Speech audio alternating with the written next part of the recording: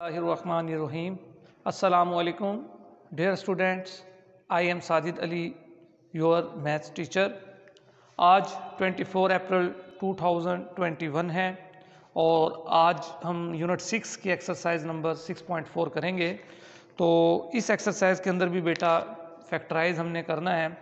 तो हर क्वेश्चन को फैक्टराइज करने का जो मेथड है वो डिफरेंट है, वो हम क्वेश्चन को देखकर पता लगाएंगे और उसको सॉल्व करेंगे। तो देखिए बेटा क्वेश्चन नंबर 4 है, इसको देखें हम 25x² है, 80xy, 64y²। तो हमने सवाल को देखना है कि क्या इनमें कोई चीज़ कॉमन तो नहीं है।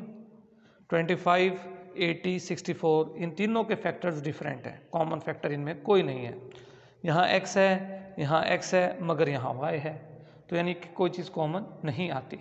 फिर हम देखते हैं कि क्या अगर हम 25 को देखते हैं कि किस नंबर का स्क्वायर है, वो 5 का है।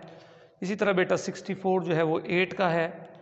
और अगर हम दरमियान में 2 लिख कर पहला नंबर लिखें और ये दूसरा जो नंबर है ये लिखें और इनको आपस में मल्टीप्लाई करें तो क्या 80 आता है, तो 80 भी आता है। यानी कि हमारा जो ये क्वेश्चन है, ये जो हमारा एक्सप्रेशन है, ये होल का जो स्क्वायर है उसके मुताबिक आ रहा है। तो देख सकते हैं बेटा आप, a का स्क्वायर 2ab प्लस b का स्क्वायर किसके इक्वल है, a प्लस बी होल का स्क्वायर। ये आइडेंटिटी हमने यहाँ यूज़ करनी है। तो आपने क्या करना है, 5x लिखना है, 8y लिखना है, प्लस दरमियान वाला साइन लिखना है और ब्रैकेट क्लोज करके ऊपर होल स्क्वायर लगा देना है। तो ये फैक्टराइज फॉर्म में आ चुका है, a का स्क्वायर प्लस b का स्क्वायर प्लस 2ab। इसी तरह बेटा इसका क्वेश्चन नंबर 15 है। यहाँ आप देखें कि सवाल जो है वो फ्रैक्शन की फॉर्म में है, यानी 49/64x², 49x² over 64, 64 over 49y², 2xy। तो हम देखते हैं 49 जो है बेटा वो किस नंबर का स्क्वायर है, 7 का। 7 का स्क्वायर होता है 49। 64 है तो यहाँ बेटा हम लिखेंगे 8। 7x है वो भी इन तीनों नंबर्स को लिखकर ब्रैकेट लगानी है, होल पर स्क्वायर लगा देना है। इसी तरह बेटा 64, यहाँ 8 आप लिखेंगे, 49 की जगह 7y होल स्क्वायर। दरमियान में हम साइन माइनस लगाएंगे, 2 लिखेंगे। पहला जो नंबर है वो है 7/8x और जो दूसरा नंबर है वो है 8/7y।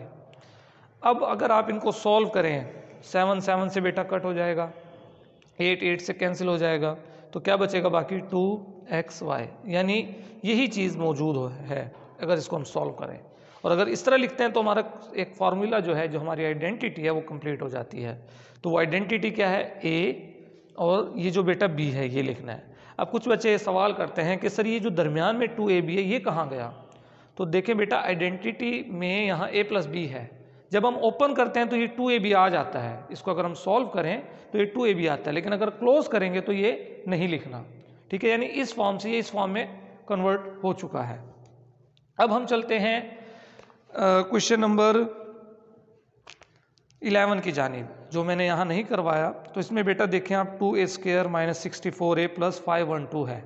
तो अब आप देखें यहाँ कोई चीज़ कॉमन है, यस, कॉमन फैक्टर यहाँ 2 है। और अगर आप इसको इस तरीके से स्क्वायर की फॉर्म में क्लोज करना चाहेंगे तो 2 जो है वो किसी नंबर का स्क्वायर नहीं बनता। इसी तरह 512 है, वो भी किसी नंबर का स्क्वायर नहीं बनता। मगर जब आप 2 कॉमन लेंगे तो अंदर बचेगा a² - 32a प्लस 512 की जगह क्या आ जाएगा बेटा, 256। तो 256 16 का स्क्वायर बनता है। तो इसका आंसर बनेगा फिर a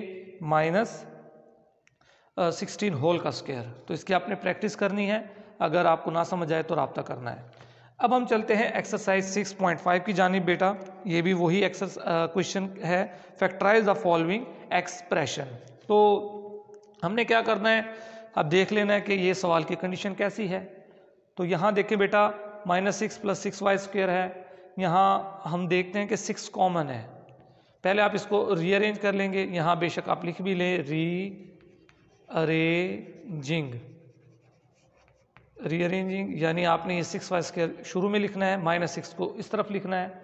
अब आप देखें यहाँ मैंने लिखा है जैसा कि टेकिंग 6 एज कॉमन। जब आप यहाँ से 6 कॉमन लेंगे तो यहाँ बचेगा y²। यहाँ बचेगा बेटा, ये पूरा नंबर बाहर कॉमन जा चुका है। जब पूरे का पूरा नंबर बेटा कॉमन आ जाए वहाँ बचता है 1, खाली जगह नहीं छोड़नी है, क्योंकि कॉमन लेना यानी फैक्टराइजेशन और मल्टीप्लिकेशन ये एक दूसरे का रिवर्स प्रोसेस है। अगर आप इसको मल्टीप्लाई करें 6y², 6 1 जा 6, यही चीज़ आएगी। अगर आप यहाँ कुछ नहीं लिखेंगे और फिर मल्टीप्लाई करें 6y² आएगा, तो ये जो 6 है ये कहाँ जाएगा फिर? तो ये बात आपने याद रखनी है जब आप कॉमन लेते हैं या फैक्टराइजेशन करते हैं, तो ये इसका मल्टीप्लिकेशन का रिवर्स प्रोसेस है। अब आप देखें बेटा ये y² आ गया, आप y पर ब्रैकेट लगाकर होल स्क्वायर लिख सकते हैं। तो 1 जो है वो 1 का ही स्क्वायर है, यानी 1 के ऊपर आप स्क्वायर डाल देंगे तो वो 1 के इक्वल होगा। मगर ऐसा मैंने क्यों किया? ऐसा मैंने इसलिए किया कि यहाँ भी स्क्वायर बन गया, यहाँ भी स्क्वायर बन गया और दरमियान में माइनस है, तो हमारा एक फार्मूला मुकम्मल होता है जो है a का स्क्वायर माइनस b का square is equal to a plus b into a minus b, जैसा कि मैं पहले आपको प्रीवियस लेक्चर्स में समझा चुका हूँ। तो अब यहाँ देखें y का स्क्वायर माइनस 1 का स्क्वायर है, तो इसका आंसर होगा y प्लस 1 y माइनस 1, और 6 बेटा साथ साथ आपने लिखना है। तो क्वेश्चन नंबर 9 है, इसमें आप देखेंगे कि 11 इंटू ए प्लस बी होल का स्क्वायर है माइनस 99c का स्क्वायर है। तो यहाँ बेटा आपने 11 कॉमन लेना है। जब आप 11 कॉमन लेंगे तो अंदर बचेगा ब्रैकेट के अंदर a प्लस बी होल का स्क्वायर माइनस 9c स्क्वायर। तो 9 को आप स्क्वायर की फॉर्म में करेंगे तो वो 3 आ जाएगा, यानी 3c होल का स्क्वायर, और यहाँ दूसरी तरफ जो है a प्लस बी होल का स्क्वायर मौजूद है। तो इसका आंसर बनेगा a plus B plus 3c a plus B minus 3c, यही फार्मूला इसमें लगेगा, इसकी आपने प्रैक्टिस करनी है। अब हम आ जाते हैं बेटा इसी एक्सरसाइज यानी 6.5 की एक्सरसाइज का क्वेश्चन नंबर 15 की जानिब। तो यहाँ आप देख सकते हैं नंबर है 371 होल का स्क्वायर माइनस 129 होल का स्क्वायर। दो नंबर हैं, होल का स्क्वायर इन पर स्क्वायर है सेपरेट अलग अलग और दरमियान में माइनस है। तो जब दो नंबर पर स्क्वायर हो अलग अलग और दरमियान में माइनस हो तो उन दोनों नंबर्स को बेटा एक दफ़ा प्लस के साथ एक दफ़ा माइनस के साथ लिखेंगे प्रोडक्ट की फॉर्म में, जैसा कि ये सामने आइडेंटिटी मैंने लिखी हुई है। तो अब ये दोनों नंबर्स हैं, इनका स्क्वायर है, आपने इस नंबर को प्लस के साथ फिर इन दोनों नंबर को माइनस के साथ लिखना है। और जैसा कि सवाल में आपको नज़र आ रहा है प्लस, तो आप इनको प्लस करेंगे 500 आएगा, इनको माइनस करेंगे 242 आएगा, फिर आप इनको मल्टीप्लाई करेंगे, ब्रैकेट्स का मतलब मल्टीप्लाई, तो आंसर आएगा आपका 1,21,000। ठीक है जी। इसी तरह बेटा क्वेश्चन 14 है, ये आपने ट्राई करना है और ये काम हम आपको व्हाट्सएप भी कर देंगे। अब हम चलते हैं एक्सरसाइज 6.6 की जानिब। इसमें बेटा दो सवाल हैं, पहला है और चौथा सवाल है। तो ये फर्स्ट क्वेश्चन मैं आपको करवा रहा हूँ, यहाँ भी फैक्टराइजेशन ही है, फिर वही बात कि हमने सवाल को देखना है, उसको गौर करना है कि ये किस मेथड से सॉल्व होगा। तो यहाँ देखें a square plus 2ab plus b का स्क्वायर माइनस c का स्क्वायर है। तो यहाँ तक अगर आप गौर करें, अगर आपको आइडेंटिटी अच्छी तरह याद है तो a का square plus 2ab plus b का स्क्वायर ये एक आइडेंटिटी है।